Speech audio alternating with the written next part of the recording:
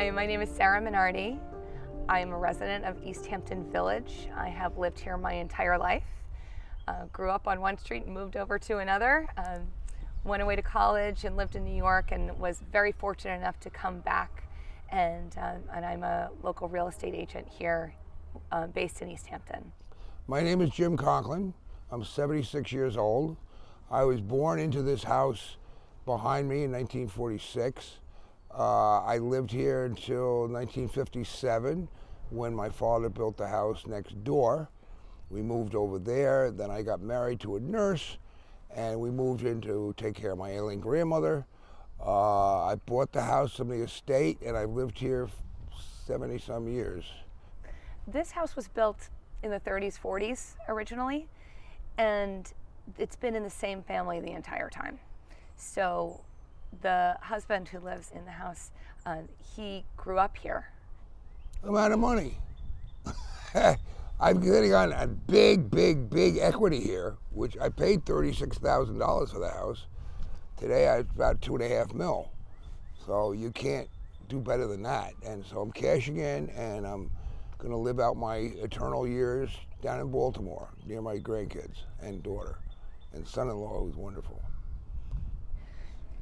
When it started, and it was that mid-March time period, March 12th, March 13th, and we couldn't work. You know, we were shut down, and it wasn't until I think maybe closer to May, the dates become fuzzy, where we, as real estate agents, were considered an essential worker. And I was just trying to help people who were calling me and saying, do you have anything? And we were doing work over the phone where I said, well, I know this house, I could drive by it, I could send you a quick video and send it to you so you understand it. I don't know if I can get inside. So there was a lot of virtual work happening once it was deemed that we could actually work. And March and April were finicky, and then May just went off like gangbusters. Well, I did have a house watching business, which was checking houses while the people were in New York City.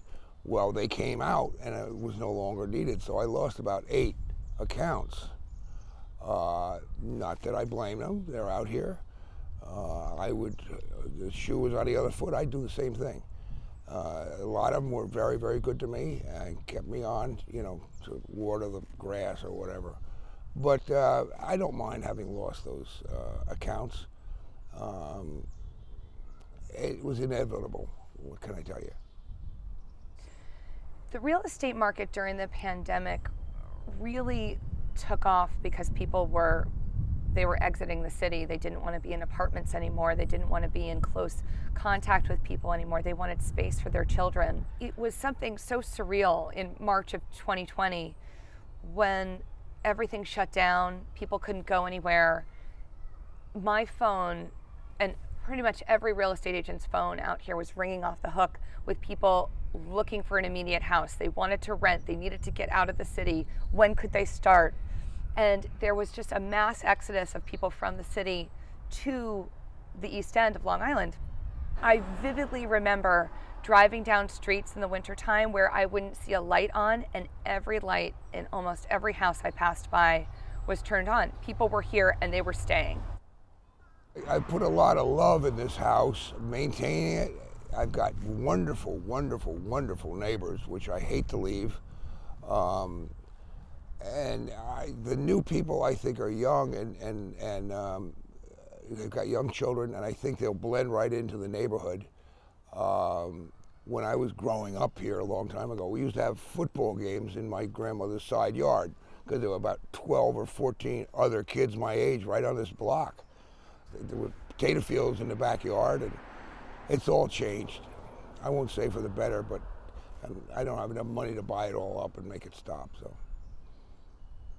People that had rented year-round were now being told by the landlords that they were selling their homes because they could get a lot of money for their homes, and then people were having to look for other options and had to look out of town and go west of the canal. So there was not only a mass exodus of people out of the city to the East End, but there was a forced migration of people that had lived out here forever and rented because they couldn't afford to buy, and now really couldn't afford to buy, and they had to go west. It's something that's been very troubling to me as someone who's lived here and grown up here, and had my parents helped my husband and I with our down payment for our house when we purchased. And at that time we thought, oh my gosh, if we didn't have help, there was no way we could stay. And just to see what's happened, while it's been such a boon for the real estate industry, it's been a real detriment to the community because there's so many people that have had to leave, and we've seen it with the workforce. They are building affordable houses, apartments, if you would. The town is a little bit too late, too little too late, as the song goes. I applied for a loan to stay to one of these units and was denied because I had equity in this house. So be it. They didn't take into account my volunteer fire department or any of the other affiliates as far as keeping me around. They didn't want that, so I'm selling and getting out. A really dark moment for me during the pandemic was when I found out that one of my friends passed away. Someone so wonderful, same age as me, early 40s, and he contracted COVID, and then he had some long-term effects, and it took his life, and that was really, really hard, really, really hard. And you hear of people. You heard of people dying all over, and how many people a day. And this was a local young man who had a family and was just so beloved in our community. And to lose him was a hard blow. It was a really hard blow.